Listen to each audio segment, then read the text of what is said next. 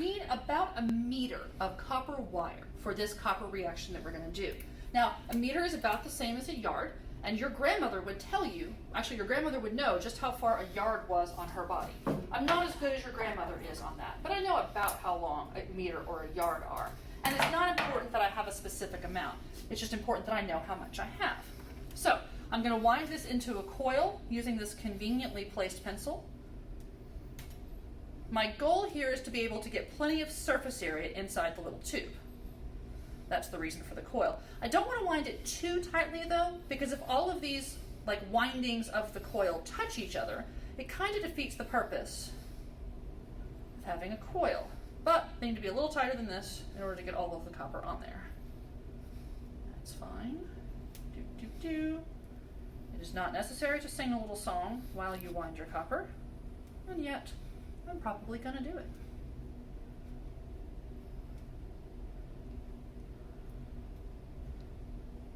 All right.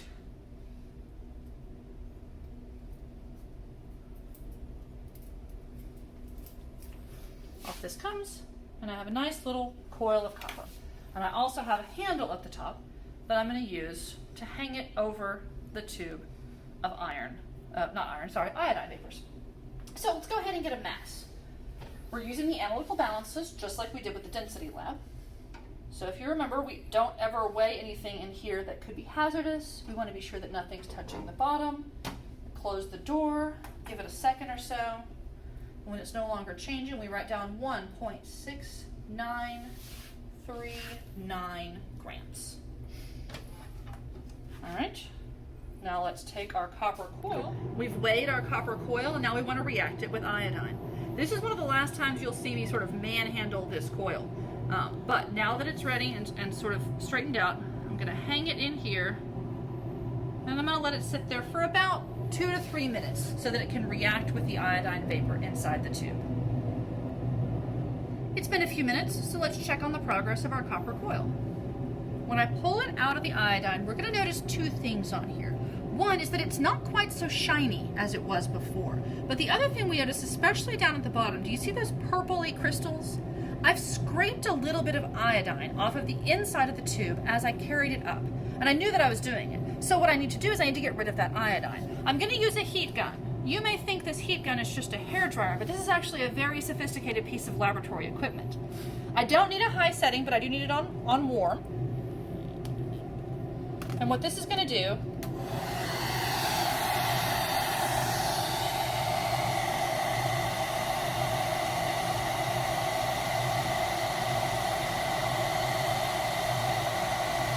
is that gentle heat.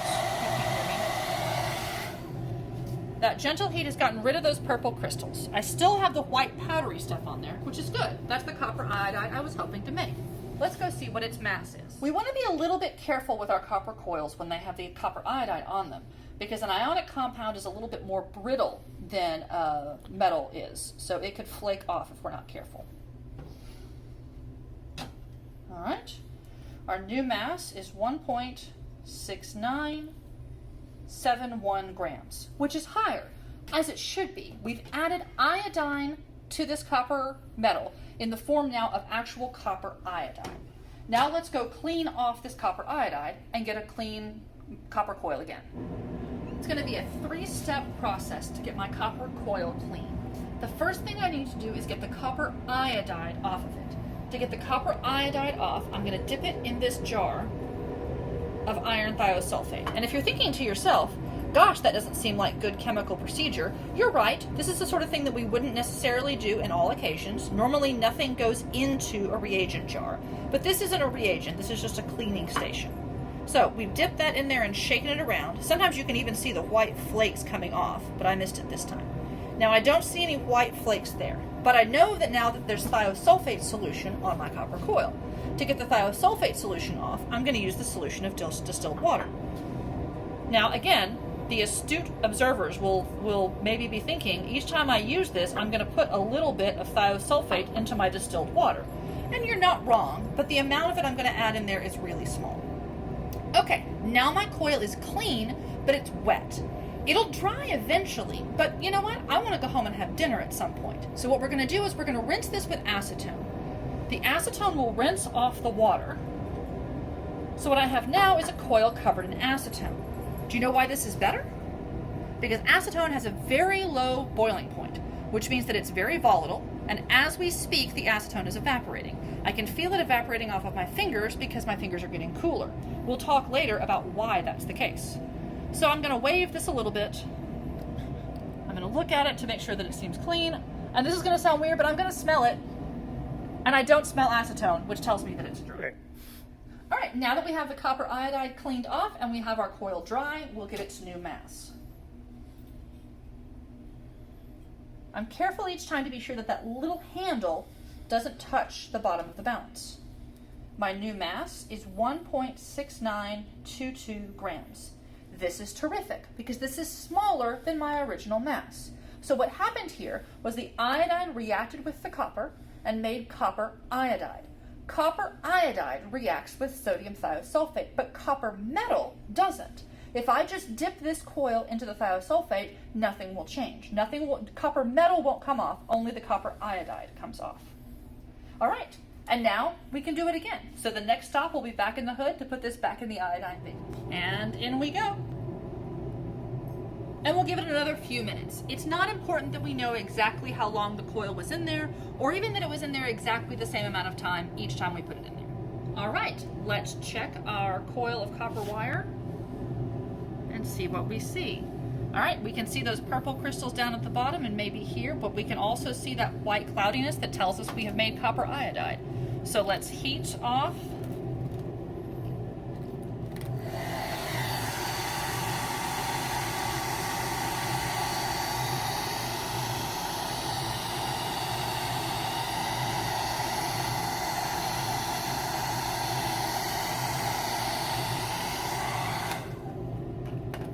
See any more iodine, so we can go get the mass. So let's find the mass of our coil with the copper iodide on it. 1.70, close the door, 7033. Now let's go clean off the copper iodide. We're doing the same procedure again. First in the thiosulfate. There we go. I can see that copper iodide flaking off this time. I think we left it in the iodine a little bit longer. I'm trying to get the coil as submerged as possible so I get all the copper iodide rinsed off. That looks good. Now we'll rinse the thiosulfate off in the distilled water. You'll notice I'm not trying to avoid getting my fingers in these solutions. That's because I know what the solutions are and I know that they can't harm me. In terms of safety concerns, before you let something get on your hands, you want to stop and make sure you know what it is. Now you may or may not know that acetone is a primary ingredient in fingernail polish remover. So if I had nail polish on, I would be losing it right now. But I don't, so everything is fine. So we're going to let this guy air dry for a minute. I also sort of figure by the time my fingers are dry from the acetone, the copper coil is probably dry. I can't see any acetone. All I see is shiny copper. So let's go get the clean. All right. Clean mass of our copper wire. 1.6865 or 6. Looks like 6 grams. Now, how many trials of this do we need to do? The short answer and the unhelpful answer is enough. We need to do enough trials that we're sure we have good results. Right now we only have 2 trials. We definitely need more than that. I'm going to start with 4 trials, and then I'll do just a little bit of quick math to figure out whether or not my trials look reproducible, and maybe do a 5th. And in goes the coil for the start of trial 3. Let's see how our copper is looking. Oh, we got lots of iodine down there for sure. No doubt that those crystals are not copper iodide and we need to get rid of them.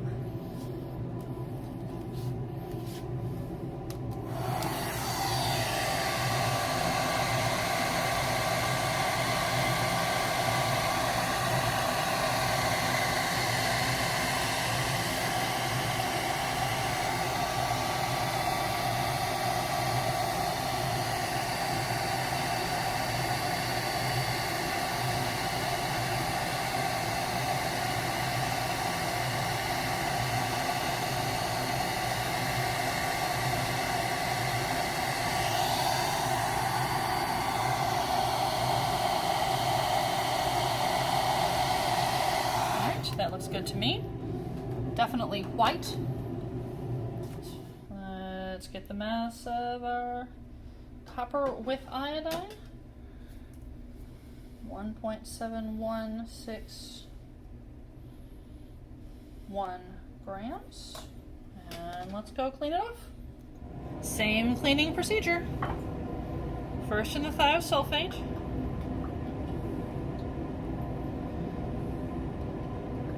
We want to be sure we do this step really well.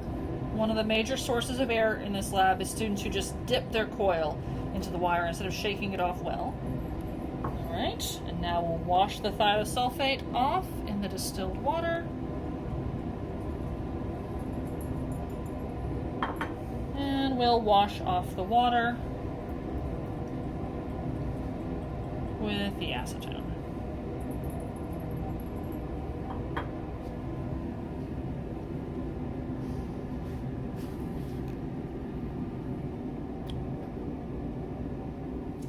Now we're getting this mass number 4 of our clean coil.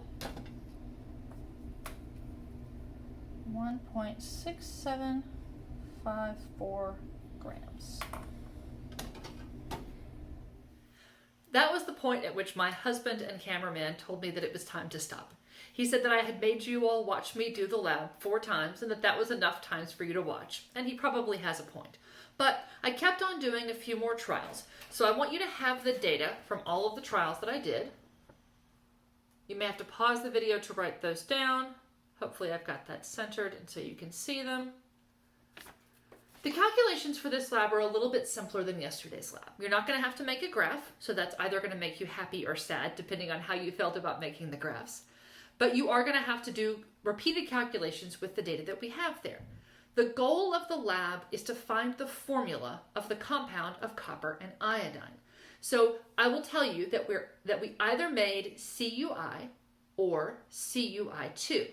The way we'll figure that out is to find the ratio of iodide ions to copper ions in the compound.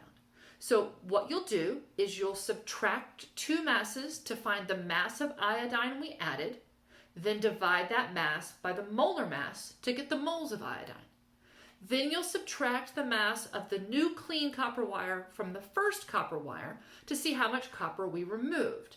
That'll give you the mass of copper, and you'll divide that by the molar mass of copper to get the moles of copper. Then you'll have moles of iodine and moles of copper. When you divide moles of iodine by moles of copper, that'll give you the number of iodide atoms or ions for every copper ion. That number you'll round that to a whole number. Hopefully it'll be pretty close. The lab handout is going to ask you to do a little bit of statistics to see how precise your answers are. If you remember from the lecture, we talked about how values that are close together are precise, values that are close to the right answer are accurate. In this lab, you don't know what the right answer is. So we're going to look for precision and hope that that means we also have accuracy. If you run into any problems while doing the calculations and filling out the lab handout, just send me an email.